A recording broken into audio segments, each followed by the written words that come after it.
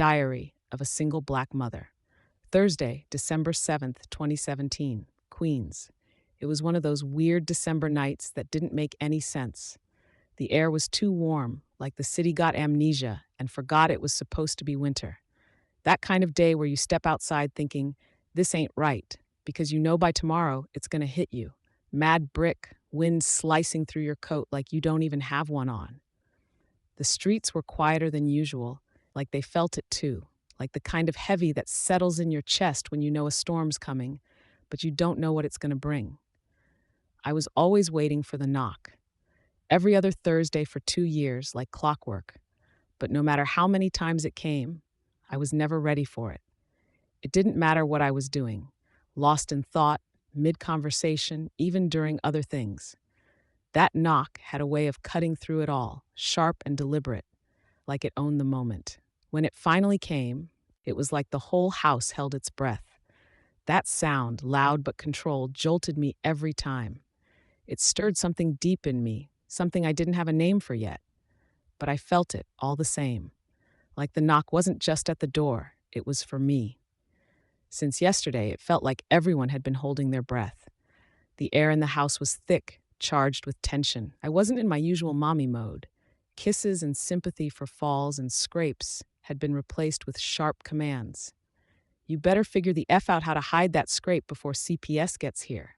I lost all empathy for their basic childhood dilemmas. I swear I wasn't mad about the scrapes. I was mad about the audacity of getting hurt in the first place. Like, sit your damn ass down in the chair, was all I could say. The house, usually alive with the wild, chaotic hum of my kids laughing, shouting, and being themselves, felt different tonight. Heavier. Heavy with judgment, heavy with fear. Even the walls seemed to hold their breath. When the knock came, I opened the door with practiced calm, though my heart was thundering, but by now I was an expert at hiding the storm that raged inside me. Miss Kimberly Brown, the CPS caseworker, stood there on my doorstep, same as she had every other Thursday for the past 2 years. That fake smile was plastered on her face like it was part of the uniform. Not warm, not kind. No, hers was the kind of smile that didn't comfort. It cut. It was sharp, invasive, like she was daring you to feel small just by standing there.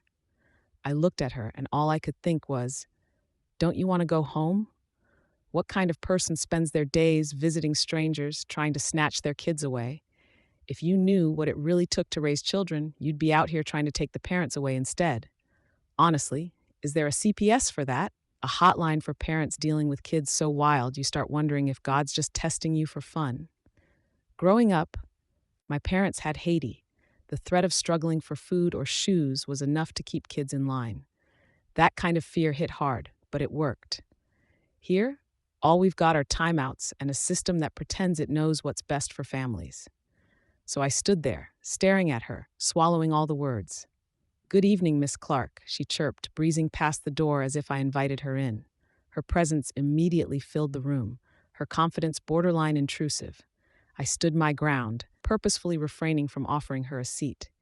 Instead, I glanced at my watch, with exaggerated drama and sending the message of, "Let's hurry this on up." "Good evening, Miss Brown," I finally replied, my tone cool and deliberate, a subtle reminder that this was my space, not hers. There was a time when I used to be nice to her. I'd offer her a drink, brush off her last-minute changes to appointments, and even go out of my way to gather documents she needed. I figured she was just trying to do her job, and my cooperation would make it easier for her to guide me through this system as quickly as possible. Because we were both women of color, and at least we had an understanding enough to help guide our sisters into the system for success. Right? Wrong. She never said bad things about my family directly, but made very strong indirect recommendations for further monitoring. 2 years in, my homegirl's cousin pulled me aside and put me on to the real game. That insight changed everything. "We are overworked to the max, girl," she told me, lowering her voice like she was sharing classified information. "Some of these cases are horrible. Jail, multiple reports, abuse, dirty cribs, you name it. So when we get a family that's not too messy, no wild drama, we'll actually keep your case open longer. It's easier for us to manage than taking on another rough one to fill our caseloads." As messed up as it made sense. I'd been wondering how some people racked up 10 million cases a day and have them open and closed in the same week. Everyone either knows or is cousins with at least one chick like that. She has mad kids, mad CPS cases, in and out of jail, kids bouncing between her mama's house and grandma's house, then somehow winning them back after a fair hearing. Always some wild, chaotic mess. And here I was, 2 years in, and this big back body lady still showing up at my door like clockwork. After that little revelation, I stopped playing nice. I got really difficult, real fast. My younger children, who were curious enough to peek at the door, took one look at her and bolted upstairs. The older children were in their rooms and wouldn't come see her unless she requested. Their laughter trailed behind them as they ran towards their dad, who was getting dressed to go to the barber shop instead of being dressed before she came. That way he could be greeting this lady with me hand in hand. I wasn't that important to him. I hated him during moments like this. Hated the sight of him, the sound of him, the way he seemed so comfortable in our chaos. But I had to pretend that everything was fine, pretend that we were the picture of happily ever after, just the way CPS wanted to hear. "Oh, come back, kids," Ms. Brown called after them in her nasal voice that got on my damn nerves. I clenched my teeth but laughed in my head. They secretly call her Miss. Bertha Brown started by my son when she embarrassed him by showing up at his school. It stuck because she is massive in both height and weight, but that wasn't what they were afraid of. They sensed her bad energy.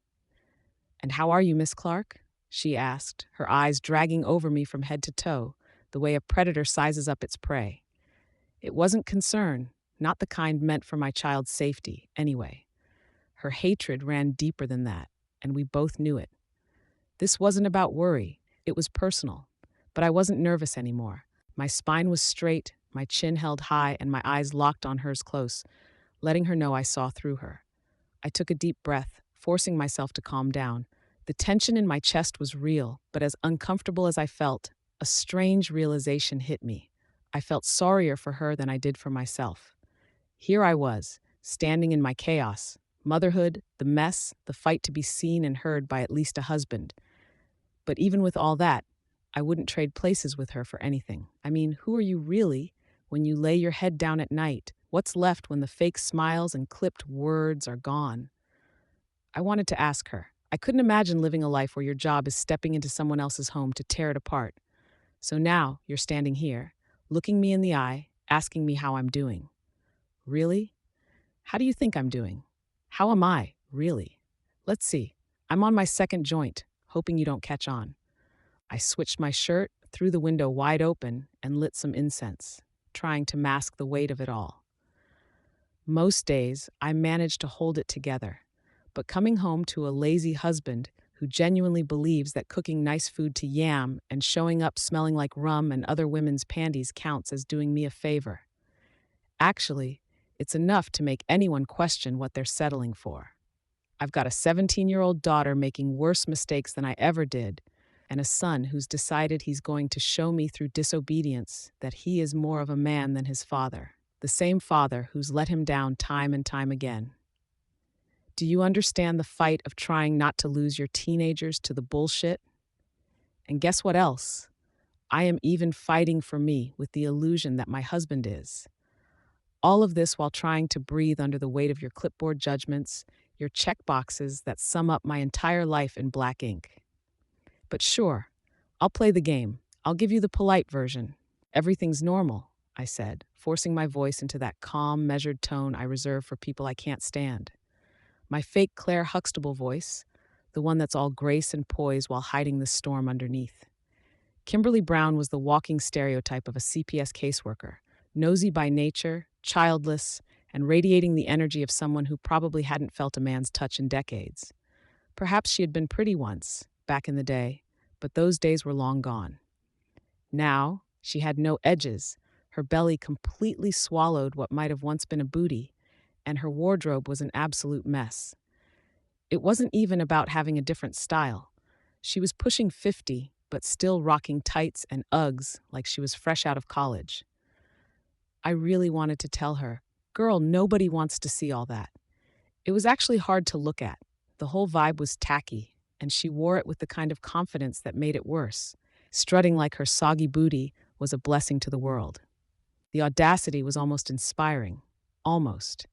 She was a cog in a system that didn't truly protect children, not in the ways that mattered. To them, children weren't human beings with stories and struggles. They were statistics, entries on a spreadsheet, boxes to check off. A mosquito bite became a trauma mark, a single missed school day morphed into a case file. They didn't see us. They never have. And the irony? This system that draped itself in the language of care and protection was built to do the opposite. It wasn't here to preserve families, especially not ones that looked like mine. It was designed to dismantle us, to pick us apart piece by piece until there was nothing left but shame and brokenness. This wasn't about the well-being of my children. It was about control, about wielding power over the people society deemed disposable. And that, more than anything, made me sick to my soul. It was deeply disappointing that my own sisters couldn't see the truth beneath the shiny facade of protecting children. They couldn't see the agenda hiding behind the slogans and policies. If this system really cared about protecting children, the schools would be safe havens instead of war zones. Kids wouldn't be bombarded with toxic media messages that steal their innocence.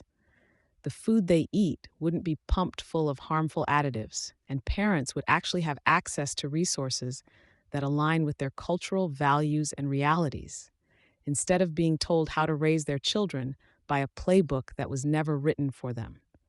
The system knows that forcing families to discipline and nurture their children by rigid, one-size-fits-all methods doesn't work. And it knows that if they provided biological families the same kind of support, financial, emotional, and educational, that foster families receive, the outcomes for children would be infinitely better. But they don't. They chose not to. And the reason was simple. They saw children as currency, a way to exploit them and funnel them through the foster care system like they were nothing more than commodities. The thought made my stomach turn, knowing innocent lives were being traded like property while I fought to protect mine from their greedy, grasping hands. They don't want good outcomes. They want control. They want our children, and they want our families broken, weakened, and dependent on their system. From the moment a child is born and you sign that birth certificate, you've essentially signed over a contract, handing your child to the government's oversight. It's subtle, almost invisible at first, but it gives them the power to step into your home and take your child whenever they see fit, justified or not. And let's not pretend this is accidental. The destruction of family units within certain demographics, families like mine, isn't a side effect. It's part of the design. They push this agenda with precision, targeting the same communities they've historically oppressed, ensuring the cycle of dependency and dysfunction continues. It's not about protecting children.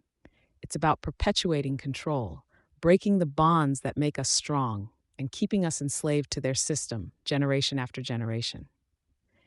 I had enough experience raising my kids to know that every now and then, a little tough love, a headlock here and there, was necessary to remind these teenagers exactly who the hell I was when they started smelling themselves and acting like they were grown. CPS can come get you so my dreadlocks can stop turning gray. Go ahead, tell them everything I do to you, was my go-to threat, shouted mid-boxing matches when dealing with my older children.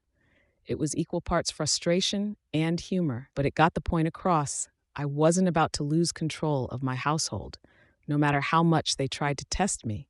Interrupting the tension, a welcome relief for both of us, though for very different reasons, Zachariah called out as he slid down the stairs, his presence instantly filling the space.